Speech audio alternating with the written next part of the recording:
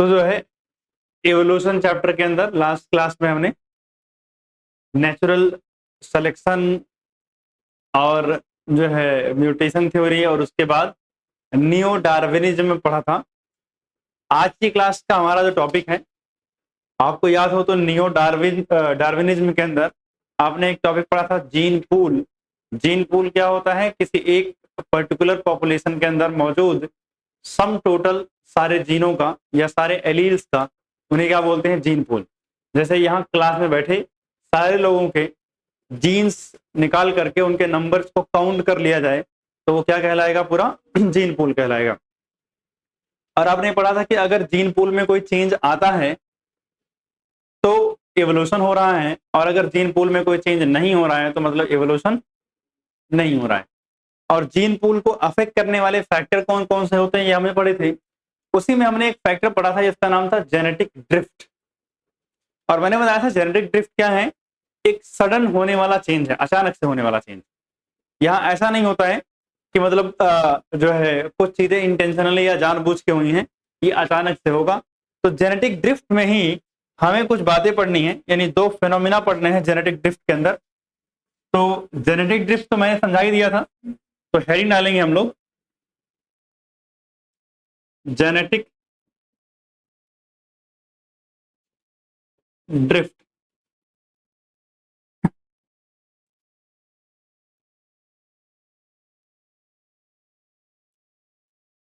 अगर हम बात करें जेनेटिक ड्रिफ्ट को दिया किसने था? Given by swell right. Given by swell right.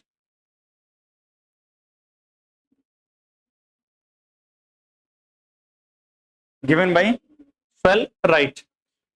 और अगर मैं जेनेटिक ड्रिफ्ट की बात करूं तो किसी भी पॉपुलेशन के अंदर होने वाले सडन चेंजेस होते हैं, अचानक से होने वाले चेंजेस।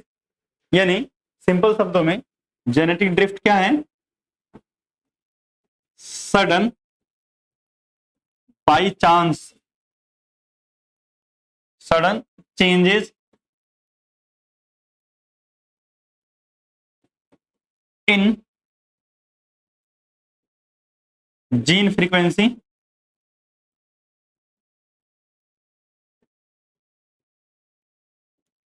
इन जीन फ्रीक्वेंसी। और ये सब कुछ कैसे होगा? बाई चांस होगा। तो भैया ठीक है, एक चांस की बात थी, किस्मत की बात थी कि कोई सेलेक्ट हो गया और कोई रिजेक्ट हो गया।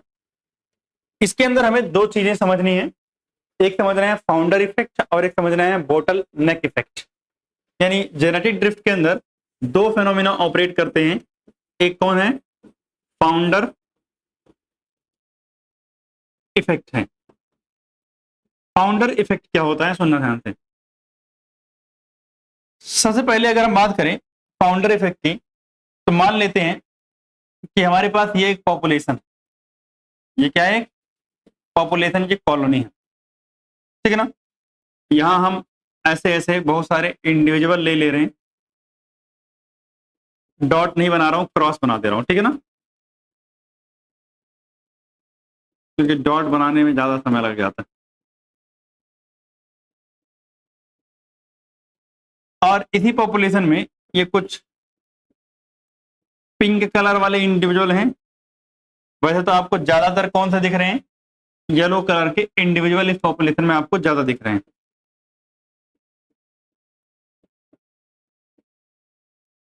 ठीक, इनमें से कुछ लोग बाहर निकले, इनमें से कुछ लोग बाहर निकले, यानी migrated to new isolated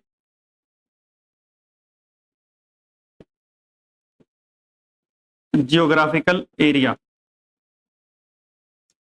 geographical area, migrated to new isolated geographical area. अब वो नई आइसोलेटेड जियोग्राफिकल एरिया मान लिया ये थी, इस नई जगह पे मूव करके आए। तो मैं ऐसा मान रहा हूं कि जब यहां मूव किए तो ज्यादातर पिंक वाले मूव किए। कौन मूव किए? ज्यादातर पिंक वाले, और यहां कुछ एक आध दो क्या थे? येलो वाले थे। अब मेरी बात सुनना, कंपलसरी चीज क्या है? फॉर फाउंडर इफेक्ट जो ओरिजिनल पॉपुलेशन थी, ये क्या है? Original population.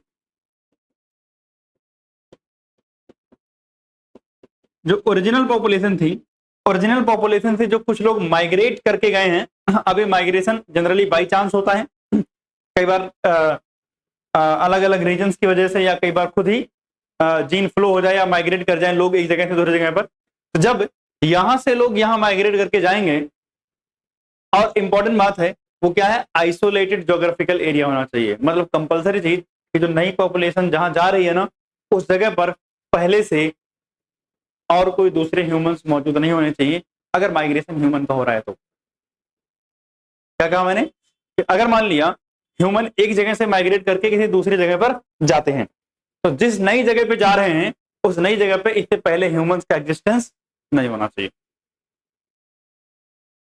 या फिर कोई दूसरा एनिमल है तो जहां भी वो मूव करके जा रहा है उस नई जगह पर उसकी स्पीसीज मौजूद नहीं होनी चाहिए, तभी फाउंडर इफेक्ट की हम बात कर पाएंगे, अदरवाइज फाउंडर इफेक्ट नहीं लगता है। लेकिन सुनना, अगर मान लिया बाई चांस से कभी उसकी स्पीसीज वहां मौजूद भी हैं, या जहां मान लिया ह्यूमन एक प्लेस से मूव करके दूसरे प्लेस पे गए, और जो नए प्लेस पे गए हैं उस नए प्लेस के ऊपर मान लिया ह्यूमंस पहले से कुछ रहते थे, तो अगर रहते थे तो दूसरी कंडीशन है कि भैया ये जो नए ह्यूमन गए हैं माइग्रेट करके यहां से दूसरी जगह पर, वो ह्यूमन रिप्रोड्यूस नहीं करने चाहिए उन ह्यूमन से जो वहां पहले से मौजूद हैं।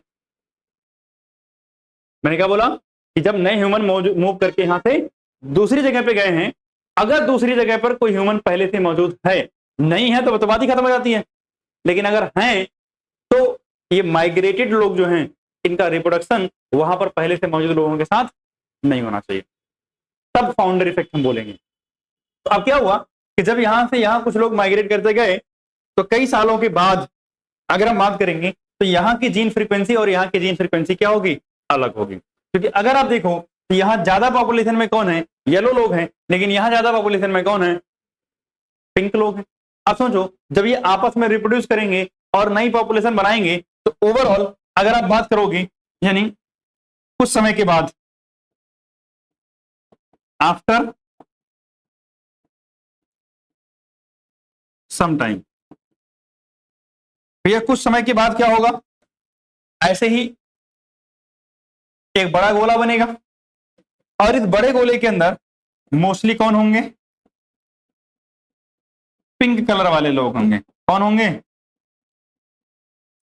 पिंक कलर वाले लोग होंगे। यानी इस पूरी पॉपुलेशन में कैसे लोग हैं? पिंक कलर वाले लोग हैं।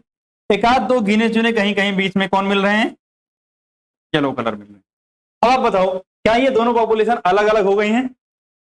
इसकी अलग फ्रीक्वेंसी है, इसमें अलग कैरेक्टरिस्टिक दिख रहे हैं, और इसमें क्या दिख रहे हैं? अलग कैरेक्टरिस्टिक दिख रहे हैं। और अगर ऐसा मिलियंस ऑफ ईयर हो जाता है ना, तो ये पूरी नई स्पीसीज ही बन जाती हैं, या पूरी नई की नई वैरायटी ही बन जाती हैं। तो इस पॉपुलेशन के अंदर ओरिजिनल लोग जो वहां से माइग्रेट करके यहां आए थे, उनको हम बोलते हैं founder.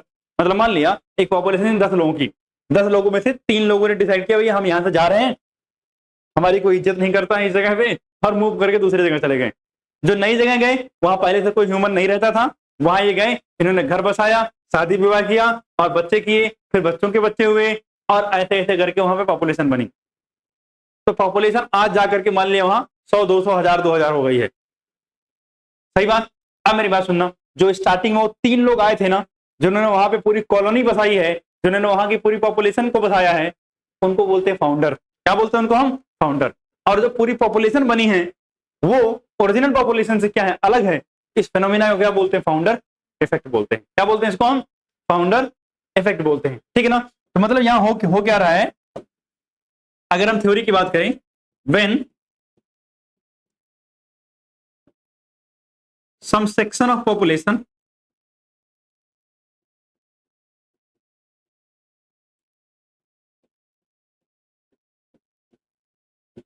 when some section of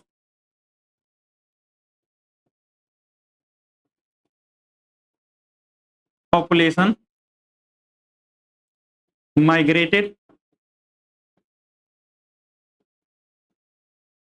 या फिर drifted to new isolated geographical area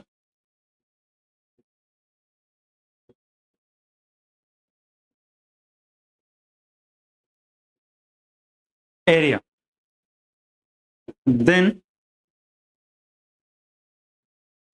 gene frequency changes and over time, और समय के साथ क्या होगा, new population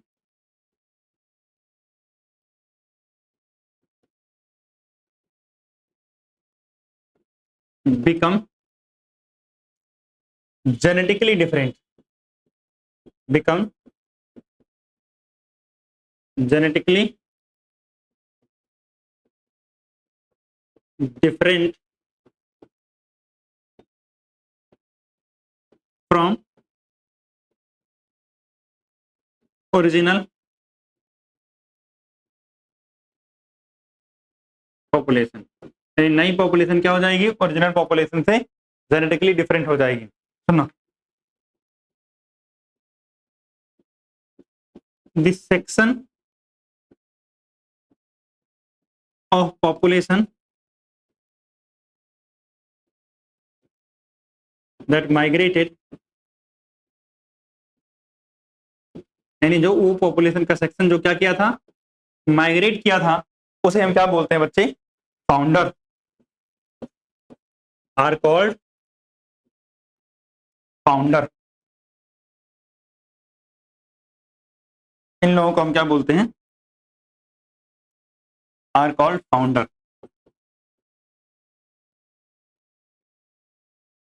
and phenomenon is called founder effect.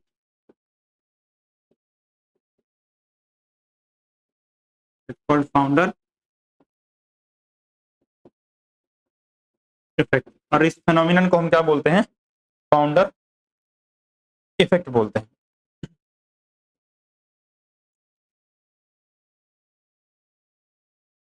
I hope यहां तक आप सबको क्लियर है कि फाउंडर क्या होता है और फाउंडर इफेक्ट क्या होता है। ठीक, नोट डाउन करो इसको, आगे चलते हैं। तो हमारे पास जेनेटिक ड्रिफ्ट के अंदर जो दूसरा इफेक्ट आता है बच्चे, उसका नाम है बॉटल नेक इफेक्ट। कौन सा इफेक्ट, बॉटल नेक इफेक्ट।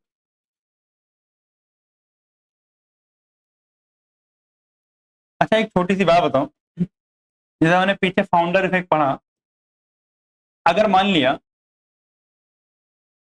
एक सर्टेन सेक्शन ऑफ पॉपुलेशन एक जगह से मूव करके किसी दूसरी जगह पे गया और उस नई जगह पे पहले से इंसान मौजूद थे, तो अगर वो उस पर ब्रीडिंग ना करे तब तो फाउंडर इफेक्ट है, लेकिन अगर ब्रीडिंग कर ले तो क्या हो जाएगा,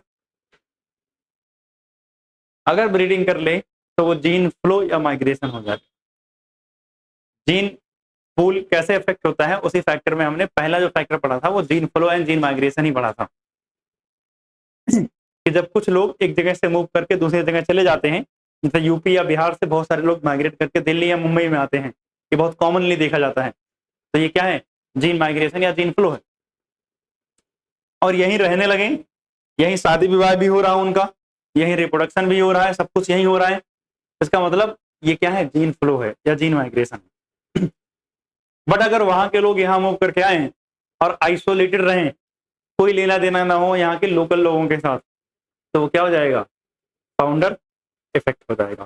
ठीक, इसलिए याद रखना कि अगर ओरिजिनल मूव पॉपुलेशन जो है वो रिप्रोड्यूस करने लगे तो वो क्या हो जाएगा, जीन फ्लो या माइग्रेशन कहलाएगा।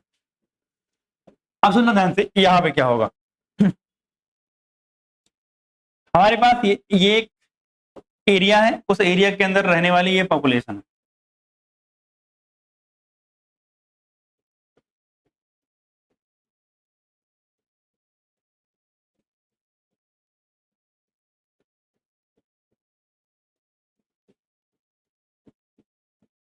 ये पॉपुलेशन, और इन पॉपुलेशन के बीच में कुछ ऐसे गिने चुने ये वाले लोग, ठीक। अब यहां पे क्या होगा, ये मूव नहीं करेंगे। यहां आएगा कोई नेचुरल डिजास्टर, क्या आएगा, नेचुरल डिजास्टर, जैसे वॉल्केनिक इरप्शन हो सकता है,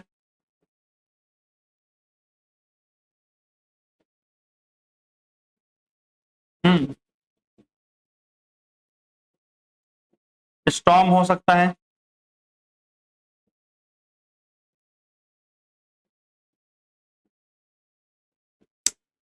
अर्थक्वेक हो सकता है,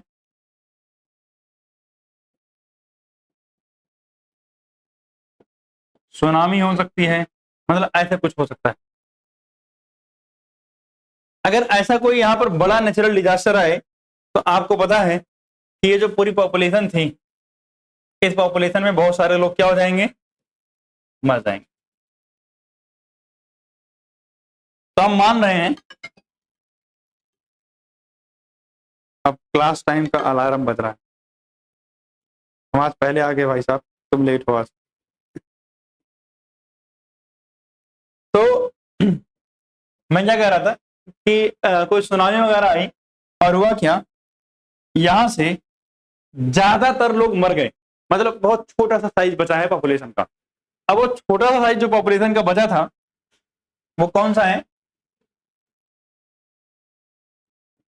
ये येलो वाले बचे हैं, और इसी में एक आध दो गिने चुने कौन है,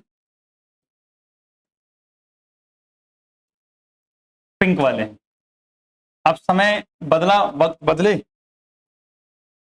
और कुछ समय बीतने के बाद इस पॉपुलेशन के अंदर देखा गया कि भैया ज्यादा पॉपुलेशन किसकी हो गई है, येलो वालों।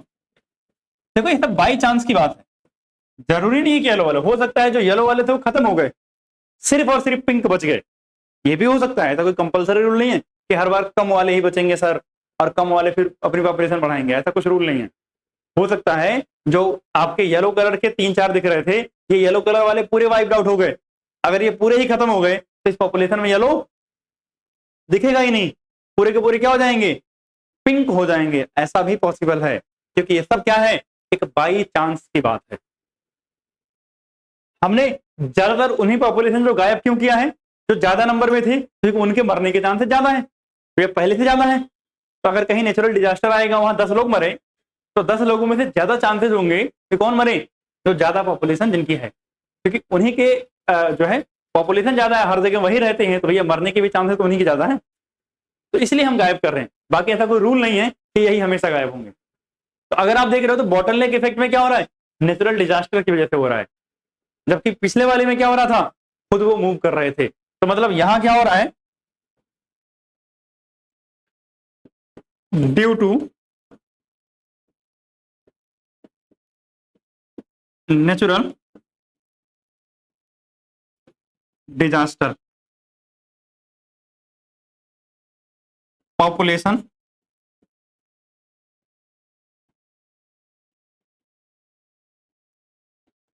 साइज क्या हो जाएगा, reduced drastically.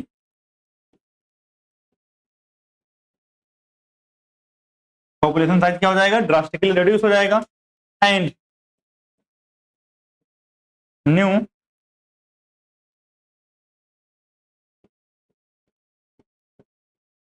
Population become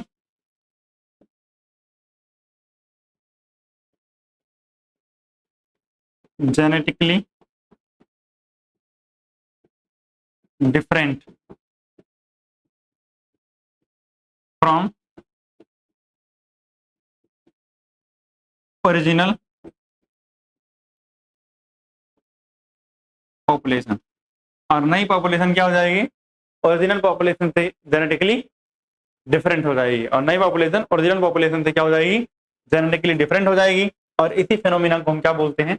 bottle नेक इफेक्ट बोलते हैं। क्या बोलते हैं? बॉटल नेक इफेक्ट बोलते हैं। क्लियर बात यहां तक? ठीक।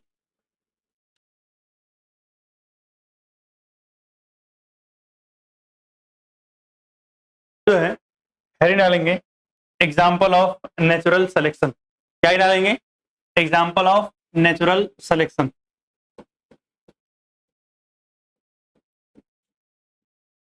Example of natural selection. और यहां से समझ लो पक्का ही क्वेश्चन आता है। बड़ा फेवरेट टॉपिक रहता है आजकल एग्जामिनर का। तो हमें दो एग्जाम्पल, वैसे तो दो से ज्यादा भी पढ़ सकते हैं, बट दो एग्जाम्पल एनसीईआरटी ने एक्सप्लेन किया है। पहला है इंडस्ट्रियल मेलानिज्म। Industrial melanism. अब ये क्या है? एक्चुअली में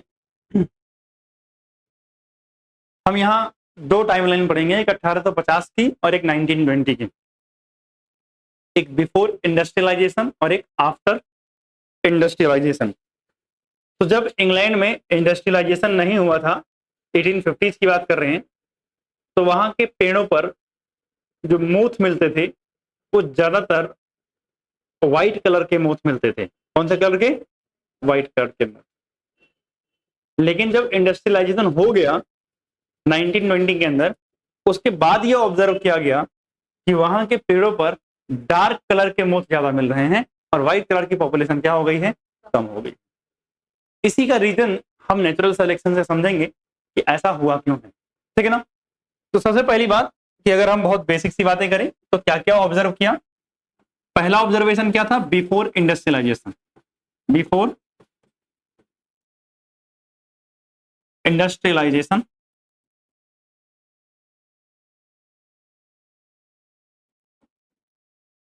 स्पेलिंग गलत है ना इंडस्ट्रियलाइजेशन की? सही है।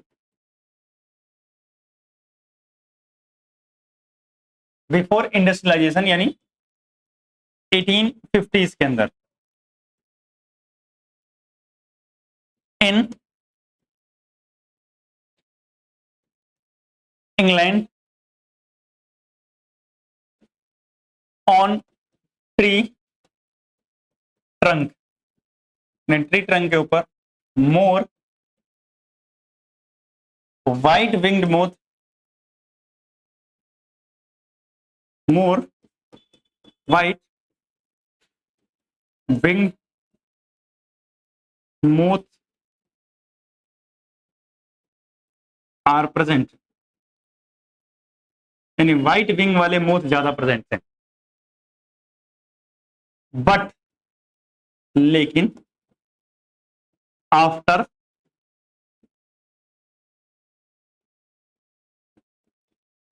इंडस्ट्रियलाइजेशन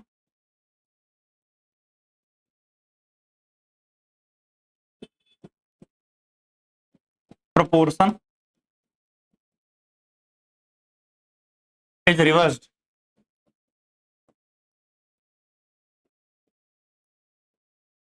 ये जो प्रोपोर्शन था ये पूरा का पूरा क्या हो गया? उल्टा हो गया। ये बात तो ठीक है, ऑब्जर्व की। अब रही बात ये हुआ क्यों,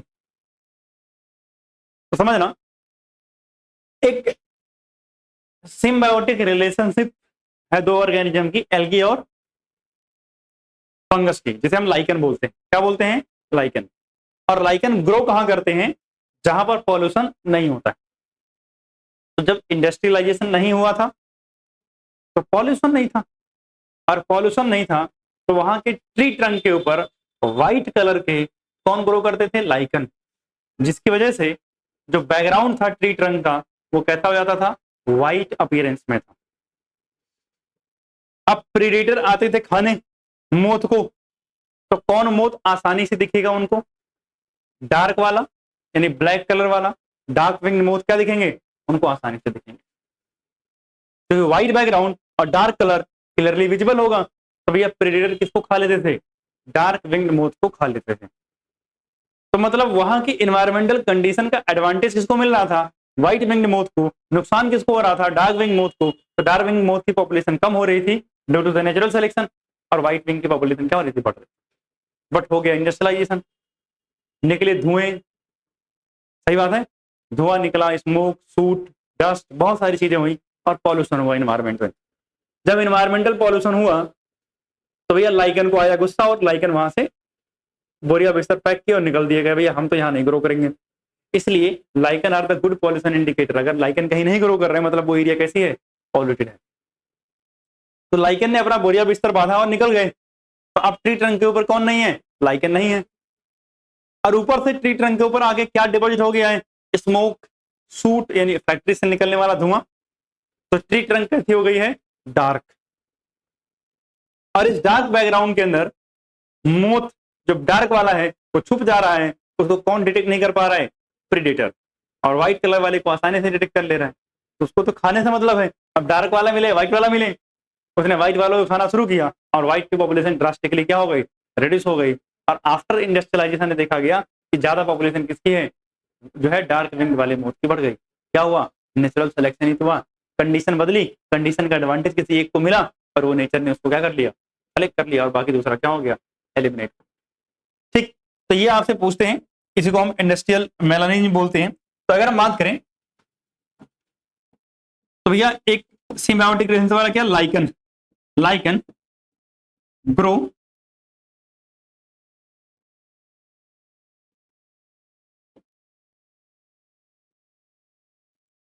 इन नॉन पॉल्यूटेड एरियाज। यानी लाइकन कहां ग्रो करते हैं? नॉन पॉल्यूटेड एरिया में ग्रो करते हैं। Therefore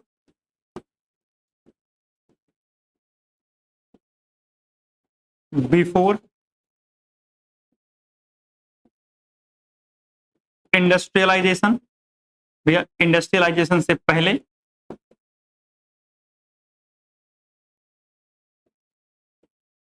white colour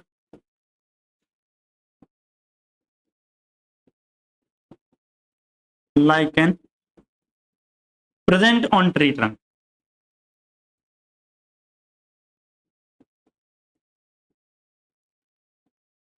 As a result,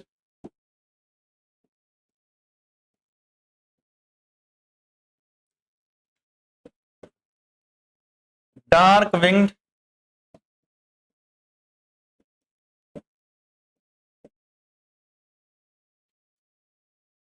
moth are clearly visible to predator on contrasting background. On contrasting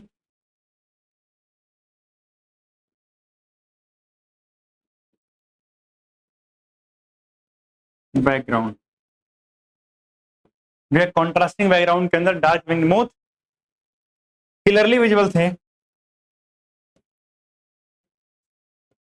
Hence,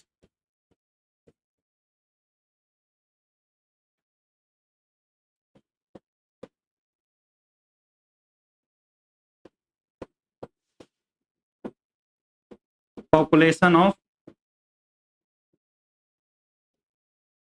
dark wing moth क्या हो जाएगी?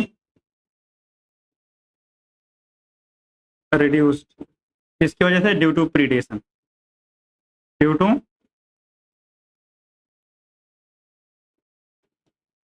प्रीडेशन। ठीक, लेकिन अब समय बदल रहा है, और समय बदला और अब वो समय किसका आ गया है? डार्क विंग मोथ का। ठीक, तो मतलब कहते हैं ना, सही समय का इंतजार करो, आपका भी वक्त आएगा अभी समस्याएं हैं, ठीक, अभी दुख समस्या पीड़ा जो भी है आपके जीवन में वो सब दूर हो जाएगा। आपका भी एक समय आएगा, गलत समय हमेशा नहीं रहता है। तो ये आप समय किसका आया, डार्क विंग मोथ का। इंडस्ट्रियलाइजेशन हुआ, तो after industrialization, after industrialisation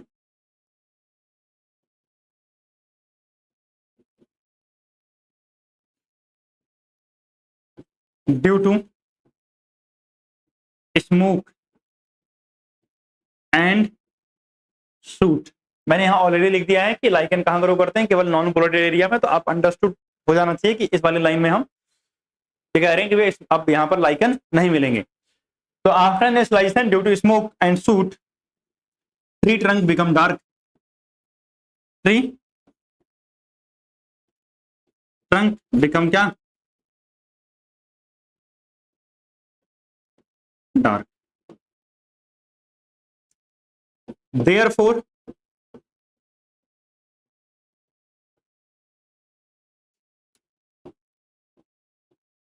dark wing moth get advantage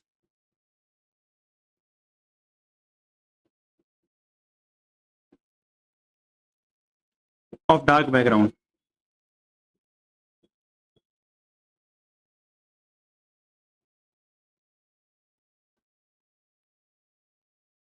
And their population increases. And their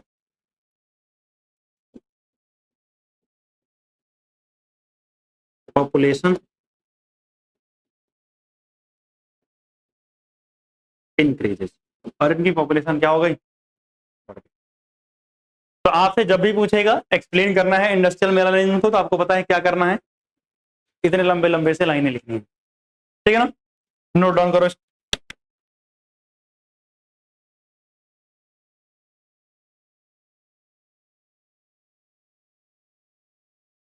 अब हमारे पास जो दूसरा एग्जांपल है वो है drug resistance, drug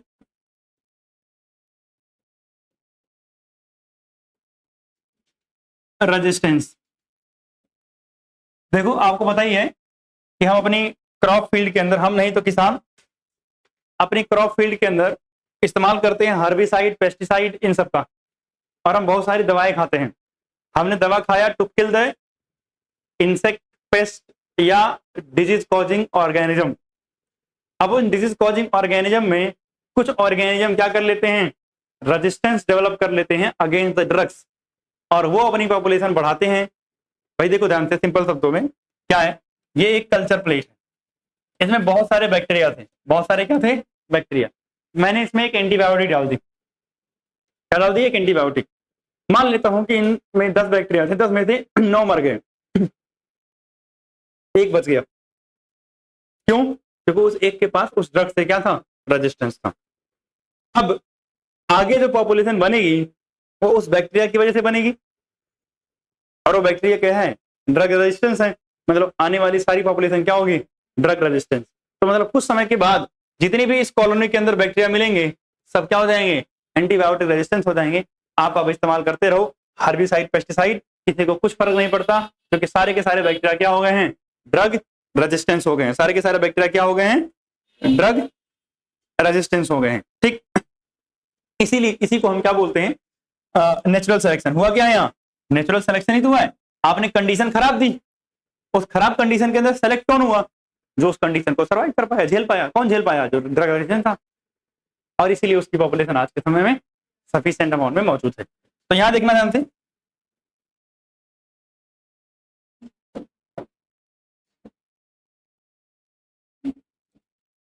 use of drugs, herbicide और pesticide to eliminate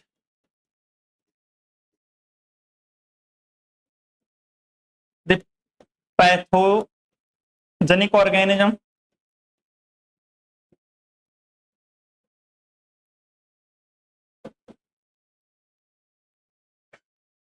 become ineffective, become, या ऐसा बोल non effective.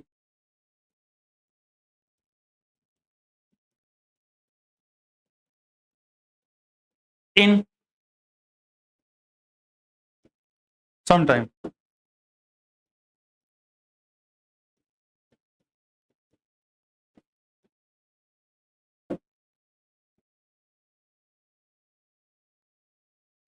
Due to some drug resistance, resistant organism,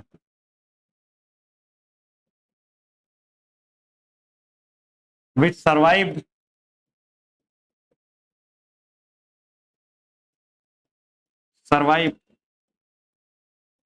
and flourished, वे सर्वाइव किए और ग्रो भी किए। अगर हम बात करें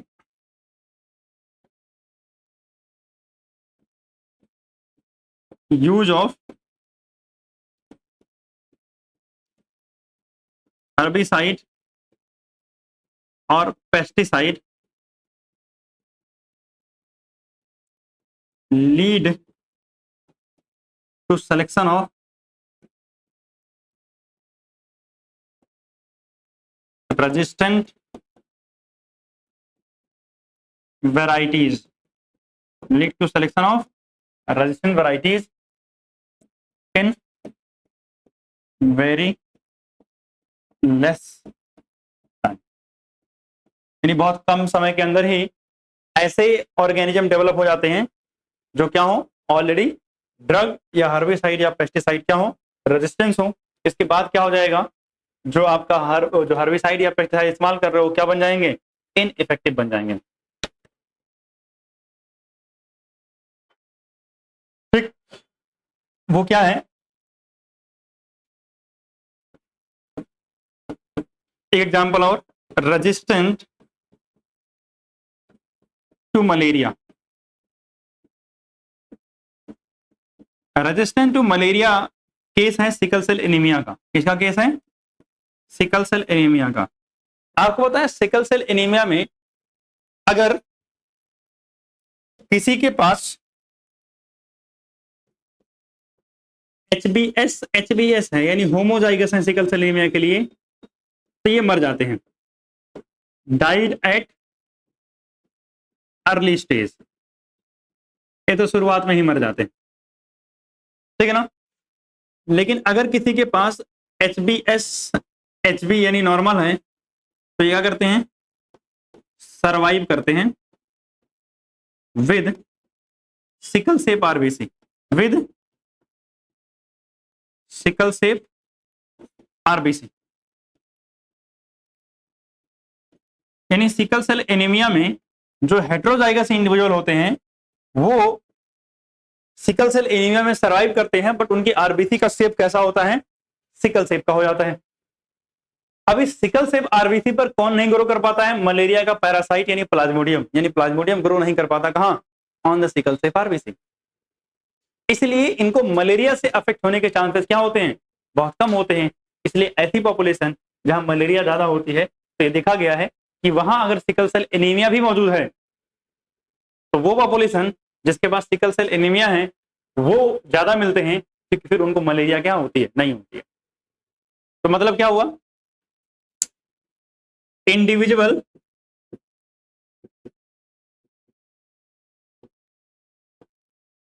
with heterozygous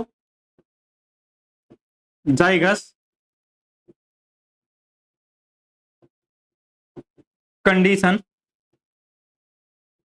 for sickle cell anaemia are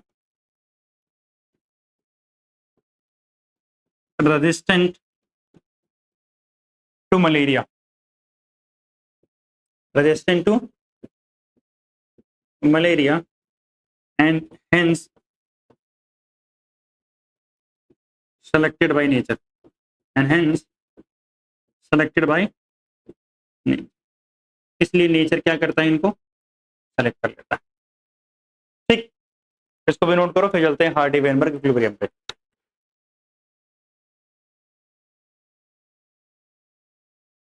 तो हमारे पास अगला टॉपिक आता है हार्डी-वेनबर्ग इक्विलिब्रियम। कौन सा इक्विलिब्रियम?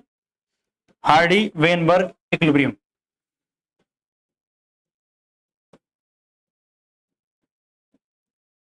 हार्डी-वेनबर्ग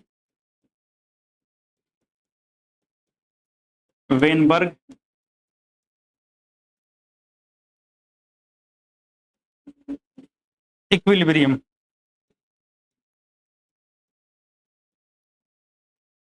किसमें नहीं है? ये बुक में नहीं है। बुक को खोल के देखते हो? तुम पूरी बायो की बुक पढ़ते हो? किसी के पास है क्या बायो की बुक? अभी निकालो तो। नहीं नहीं, मैं थोड़ा संतुष्टि देना चाह रहा हूं इसको। तो हमारे पास एक पर्सन है, इनका नाम है फैसल, और इनको हार्डी-वेनबर्ग इक्विलिब्रियम नाम का कोई टॉपिक नहीं दिखा। बड़े बड़े शब्दों में इनका नाम हेडिंग डाल रखा है, मेन हेडिंग, और उसको ही गायब कर दिया इन्होंने, जो है हार्डी-वेनबर्ग इक्विलिब्रियम या प्रिंसिपल। आप इक्विलिब्रियम बोल दो या प्रिंसिपल बोल दो, दोनों बातें क्या हैं? सेम है। तो मिल गया अब। तो थोड़ा अब एनसीईआरटी ज्यादा अच्छे से पढ़ने की जरूरत है। पूरी एनसीईआरटी पढ़ने के बाद भी अगर हार्डी-वेनबर्ग इक्विलिब्रियम नहीं दिखा तो दिक्कत वाली बात है। हाँ, तो जब एनसीईआरटी का 2 पेज पढ़े हो तो 2 पेज में हार्डी-वेनबर्ग इक्विलिब्रियम कहां से मिल जाएगा तुमको? हाँ, इधर देखो, सुना ध्यान से। हार्डी-वेनबर्ग इक्विलिब्रियम रिलेटेड है किसके साथ? मॉडर्न थ्योरी के साथ। किसके साथ? हाँ, शांत रहो। किससे रिलेटेड है? मॉडर्न थ्योरी के साथ। मॉडर्न थ्योरी में हमने एक पढ़ा था जीन पूल। क्या पढ़ा था? Gene pool. जीन पूल क्या होता है? जिनको नहीं पता है उनके लिए बता दूं। जीन पूल होता है, वैसे तो हमने पढ़ लिया है gene pool, sum total of all gene and allele of A population. किसी एक पॉपुलेशन के जितने भी जीन्स होंगे उसका सम टोटल क्या रहेगा, मतलब उसे क्या बोलते हैं? हम जीन पूल बोलते हैं। अब हार्डी-वेनबर्ग इक्विलिब्रियम क्या कहता है? According to this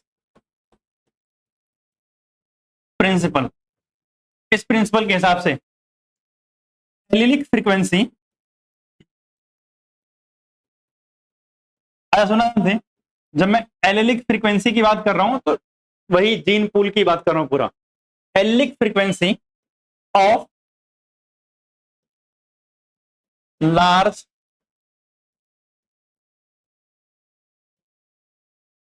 randomly meeting and non-evolving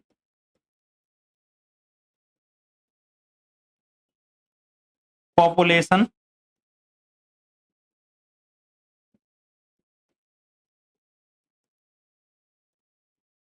remains constant,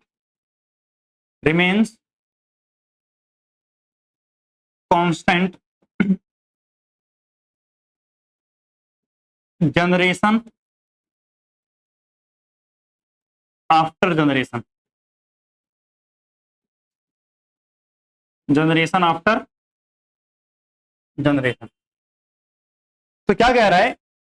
अगर एक पॉपुलेशन है जो लार्ज हो, छोटी पॉपुलेशन नहीं चाहिए, रैंडमली मेटिंग, मतलब वहां मेटिंग कैसी होती हो?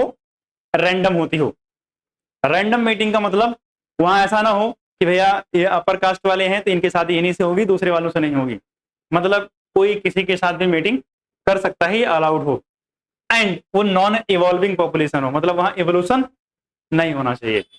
तो ऐसी पॉपुलेशन की जो एलिलिक फ्रीक्वेंसी होती है वो जनरेशन आफ्टर जनरेशन, पीढ़ी दर पीढ़ी क्या रहेगी, कांस्टेंट, उसमें कोई बदलाव नहीं आएगा। मतलब लेट्स से मान लेते हैं एक पॉपुलेशन है जिसके पास टोटल डोमिनेंट जो एलील थे वो 10 थे और टोटल रिसेसिव एलील मान लिए 15 थे, सही बात है। तो 10 और 15 25, ये पूरा हो गया एलिलिक फ्रीक्वेंसी टोटल मान लेते हैं। अब वो पॉपुलेशन अगर नॉन इवॉल्विंग है, रैंडमली मेटिंग कर रही है और लार्ज है, तो उस पॉपुलेशन के अंदर जनरेशन आफ्टर जनरेशन जो एलिलिक फ्रीक्वेंसी है डोमिनेंट 10 और रिसेसिव 15, ये हमेशा कांस्टेंट रहेगा, इसमें कोई चेंज नहीं आएगा। मतलब सिंपल शब्दों में, अगर एलिलिक फ्रीक्वेंसी या gene pool generation after generation constant रहता है तो इवोल्यूशन नहीं होता है, और अगर जीन पूल में बदलाव आता है इवोल्यूशन होता है। ये तो पहले भी पढ़ा था, लेकिन यहां पर हम थोड़ा इस्तेमाल करेंगे मैथमेटिक्स का। अब अगर हम बात करें तो इन्होंने कुछ बातें बताई। इन्होंने कहा जो हम पी शब्द इस्तेमाल करेंगे, पी होगा एलिलिक फ्रीक्वेंसी, एलिलिक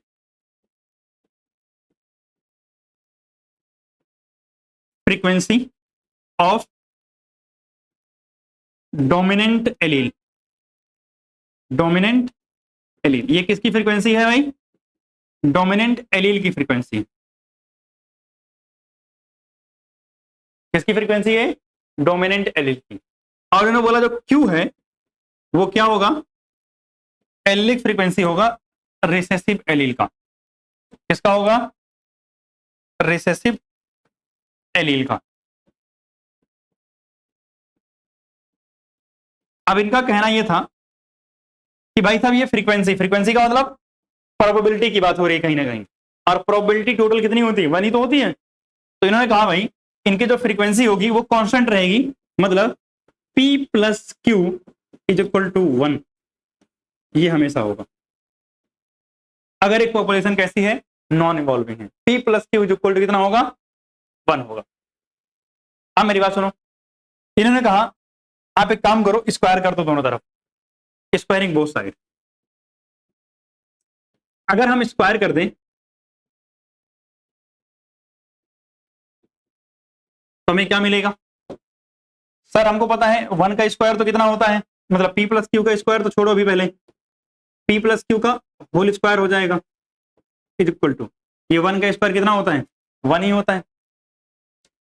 अब अगर हम a प्लस बी का होल स्क्वायर लगाएंगे तो फॉर्मूला होगा, और क्या ओपन होके आएगा, P square plus 2pq plus Q square और इज इक्वल टू क्या आएगा, 1।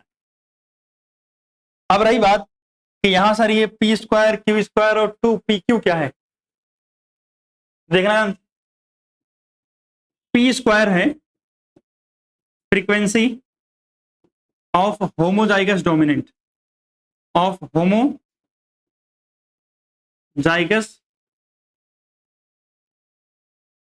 डोमिनेंट।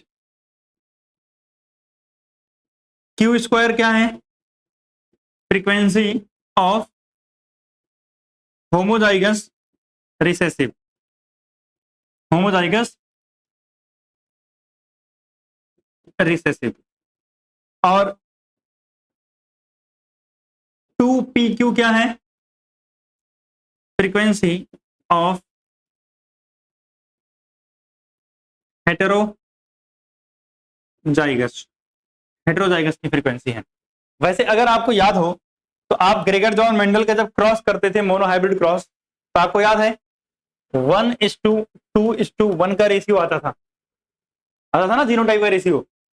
मतलब एक होता था होमोजाइगस डोमिनेंट, जैसे मान लिया एक कैपिटल टी होता था, दो कैपिटल टी स्मॉल टी होते थे, एक स्मॉल टी। तो ये है होमोजाइगस डोमिनेंट, ये है होमोजाइगस रिसेसिव, और ये हेटेरोजाइगस। वही तो है, होमोजाइगस डोमिनेंट कितने हैं, एक, यानी पी स्क्वायर कितना है, क्यू स्क्वायर मतलब एक, और 2pq क्या है, हेटेरोजाइगस। ठीक, तो इन्होंने थोड़ा कैलकुलेशन से रिलेटेड बातें बताई। अब हम इसको थोड़ा क्वेश्चन में देखेंगे, लेकिन उससे पहले एक बात समझते हैं कि इन्होंने तो बोला कि कांस्टेंट रहेगा अगर पॉपुलेशन कैसी है, नॉन इवॉल्विंग है, बट इनमें चेंज आएगा अगर पॉपुलेशन में क्या होने लगे, इवोल्यूशन होने लगे। यानी हार्डी वेनबर्ग इक्विलिब्रियम कांस्टेंट नहीं रहेगा अगर इवोल्यूशन हो रहा है तो इवोल्यूशन कब होगा, यानी कौन कौन से ऐसे फैक्टर हैं जो हार्डी वेनबर्ग इक्विलिब्रियम को डिस्टर्ब कर देंगे। ठीक, चले प्लस का बटन दबाएंगे और एक पेज आगे चले जाएंगे। ठीक, तो अगर हम बात करें तो है ही डालेंगे अब, मतलब हार्डी वेनबर्ग इक्विलिब्रियम के अंदर ही है फैक्टर अफेक्टिंग, फैक्टर अफेक्टिंग, यानी ऐसे कौन कौन से फैक्टर हैं जो अफेक्ट करते हैं हार्डी वेनबर्ग इक्विलिब्रियम को। तो सबसे पहला फैक्टर है जीन फ्लो, या स्लैश करके जीन माइग्रेशन। क्या ये हमने पढ़ दिया है नियो डार्विनिज्म के अंदर? तो भैया मैं एक्सप्लेन नहीं करूंगा, बस हेडिंग हेडिंग डाल के लिख रहा हूं, ठीक ना। इसे पिछले वाले क्लास में हमने ऑलरेडी पढ़ा था। तो जीन फ्लो या माइग्रेशन क्या होता है, अगर मैं बहुत शॉर्ट में बताऊं तो किसी एक जगह से कुछ लोगों का निकल के दूसरी जगह चले जाना, जैसे यूपी बिहार से भी बताया थोड़ी देर पहले, यूपी या बिहार से कुछ लोग मूव करके कहां जा रहे हैं, दिल्ली आ जा रहे हैं, और फिर यहाँ की पॉपुलेशन के साथ शादी विवाह है और सारा काम कर रहे हैं। तो ये क्या है, जीन फ्लो या माइग्रेशन है। माइग्रेशन कब होता है, जब एक दो बार हो, और फ्लो जब मल्टीपल टाइम की कोई चीज होने लगे, यानी मल्टीपल बार बार कुछ लोग वहां से निकल के यहाँ आ रहे हैं, तो इसे क्या बोलते हैं, जीन फ्लो बोलते हैं। इसके अलावा अगर हम बात करें तो दूसरा था जेनेटिक रिकॉम्बिनेशन। क्या था, जेनेटिक रिकॉम्बिनेशन। जेनेटिक रिकॉम्बिनेशन में होता क्या था, हमें पढ़ा था कि सर क्रॉसिंग ओवर होता है कहां पर, मियोसिस के प्रोफेज 1 के अंदर, और क्रॉसिंग ओवर की वजह से जीन का कॉम्बिनेशन बदल जाता है, और जीन का कॉम्बिनेशन बदलेगा तो भैया क्या हो जाएगा, नए कैरेक्टर आएंगे, नई फ्रीक्वेंसी और नया रेशियो कुछ बदल जाएगा, सब कुछ, ठीक है ना। तीसरा फैक्टर अगर हम बात करें तो क्या है, रिप्रोडक्टिव आइसोलेशन लिख दिया। क्या लिख दिया, रिप्रोडक्टिव आइसोलेशन। अब बताओ, हार्डी वेनबर्ग भाई साहब ने क्या बोला था कि पॉपुलेशन कैसी होनी चाहिए, रैंडमली मीटिंग होनी चाहिए। यहां मैं कह रहा हूं रिप्रोडक्टिव आइसोलेशन। और रिप्रोडक्टिव आइसोलेशन क्या होता है कि हमने डिसाइड कर दिया इनसे शादी होगी, इनसे नहीं होगी, यहां करेंगे यहां नहीं करेंगे, यही तो क्या है रिप्रोडक्टिव। बहुत सारे होते हैं रिप्रोडक्टिव आइसोलेशन, बट बड़ा कॉमन एग्जांपल आपके समझने के लिए है कि हमारी सोसाइटी के अंदर ये डिसाइडेड है कि ये हमारे गोत्र से बिलोंग करते हैं तो यहाँ शादी नहीं हो सकती, सही बात है। ये हमारे कास्ट के नहीं है, लोअर कास्ट के हैं तो यहाँ शादी नहीं हो सकती, या रिलीजन अलग है तो यहाँ शादी नहीं हो सकती। तो ये सारा जो है ये एक तरीके का रिप्रोडक्टिव आइसोलेशन ही है। क्या है, रिप्रोडक्टिव आइसोलेशन ही है। बट ऐसे आइसोलेशन और भी बहुत सारी जगहों पर मिलते हैं, जैसे मैंने आपको लास्ट क्लास में बताया था, टाइगर और लॉयन रिप्रोड्यूस करते हैं, उसके बच्चे भी होते हैं लाइगर या टाइगोन, लेकिन वो फर्दर रिप्रोड्यूस नहीं कर सकते, मतलब स्टेराइल बच्चे होते हैं। तो ये भी तो रिप्रोडक्टिव आइसोलेशन है कि जो बच्चे हैं वो स्टेराइल हैं, वो रिप्रोड्यूस करने लायक नहीं है, इसको भी रिप्रोडक्टिव आइसोलेशन ही काउंट करते हैं। आइसोलेशन कई बार बिहेवियर की वजह से होता है, कई बार फिजिकल बैरियर की वजह से होता है। मान लिया दो ऐसे इंडिविजुअल हैं जहां हम चाह रहे हैं कि हो सकता है इनके बीच रिप्रोडक्शन हो जाए, लेकिन उनके ऑर्गन्स ही अलग हैं, कॉम्पैटिबल ही नहीं हो, तो वहां भी रिप्रोडक्टिव आइसोलेशन हो जाएगा, ठीक है ना। बहुत सारे रीजन होते हैं, क्लियर। अब बात करते हैं चौथा, म्यूटेशन। क्या है, म्यूटेशन, यानी अचानक से जेनेटिक मटेरियल में कोई चेंज आ जाना, उसे क्या बोलते हैं, म्यूटेशन बोलते हैं, और इसकी वजह से भी हार्डी वेनबर्ग का इक्विलिब्रियम क्या हो जाएगा, अफेक्ट हो जाएगा। इसके बाद अगर हम बात करें तो जेनेटिक ड्रिफ्ट। क्या आता है, जेनेटिक ड्रिफ्ट। जेनेटिक ड्रिफ्ट अभी हमने पढ़ा, अचानक से सडन होने वाला कुछ चेंजेस जो बाई चांस हो, उसे हम क्या बोलते हैं, जेनेटिक ड्रिफ्ट। और जेनेटिक ड्रिफ्ट की वजह से भी क्या होता है, हार्डी वेनबर्ग का इक्विलिब्रियम अफेक्ट होता है। एंड सिक्स्थ अगर हम बात करें तो आता है नेचुरल सिलेक्शन। क्या आता है, नेचुरल सिलेक्शन। भैया अगर नेचर ने कुछ लोगों को खत्म कर दिया, सेलेक्ट कर लिया, और कुछ लोगों को खत्म कर दिया, अगर ऐसा हो जाए तो भैया ये भी तो क्या है, जो है हार्डी वेनबर्ग इक्विलिब्रियम को अफेक्ट कर देगा। कुछ लोग मर गए, कुछ लोग जिंदा, तो हार्डी वेनबर्ग का इक्विलिब्रियम क्या हो जाएगा, अफेक्ट हो जाएगा। लेकिन पहले अगर कुछ लोग जो मरे हैं वो होते तो फ्रीक्वेंसी अलग होती, मरने के बाद फ्रीक्वेंसी क्या हो गई, अलग हो गई, और फ्रीक्वेंसी में चेंज नहीं होना चाहिए। इसका मतलब हार्डी वेनबर्ग इक्विलिब्रियम अगर फिक्स है, कांस्टेंट है, एवोल्यूशन नहीं हो रहा है। अगर वो बदल रहा है तो एवोल्यूशन हो रहा है। अब क्वेश्चंस कैसे मिलते हैं, बहुत आसान आसान से क्वेश्चन होते हैं। एक क्वेश्चन मैं लिखता हूं,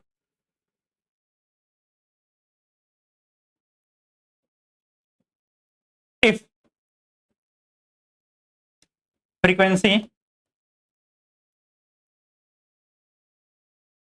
of recessive allele of a population is 0.3 is 0.3 then find क्या क्या फाइंड करना है frequency of dominant allele B frequency of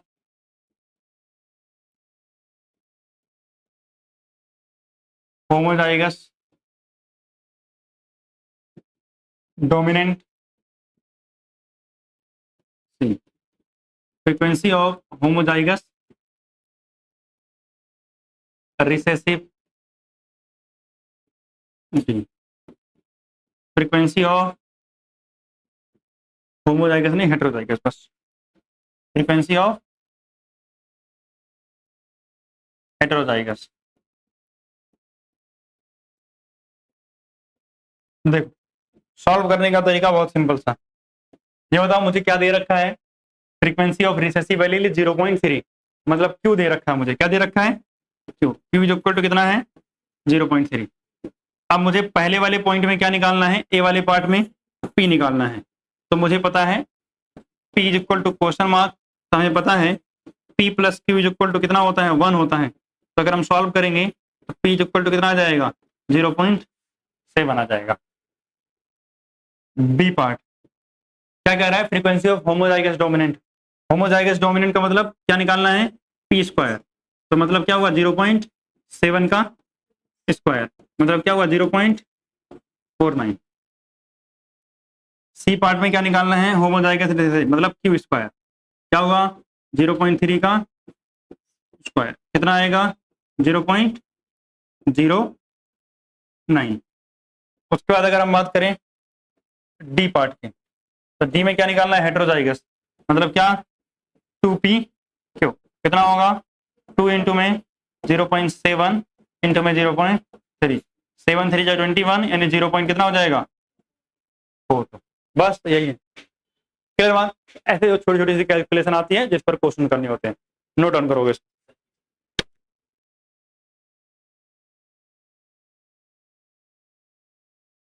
तो भाई साहब आज की क्लास जो है यहीं से खत्म होती है और अगली क्लास में जो है हम बात करेंगे the brief account of evolution यानी जिसमें हम प्लांट एनिमल और ह्यूमन इवोल्यूशन के बारे में बात करेंगे और इस चैप्टर का वो लास्ट टॉपिक होगा ठीक मैं तो बोलने वाला नहीं था लेकिन ये लोग बोल रहे हैं कि शेयर सब्सक्राइब और लाइक कर देना ठीक तो अगर लास्ट तक पहुंच गए हो तो सब्सक्राइब और लाइक कर देना और नहीं पहुंचे हो तो फिर सुनोगे नहीं बात ठीक चलो बाय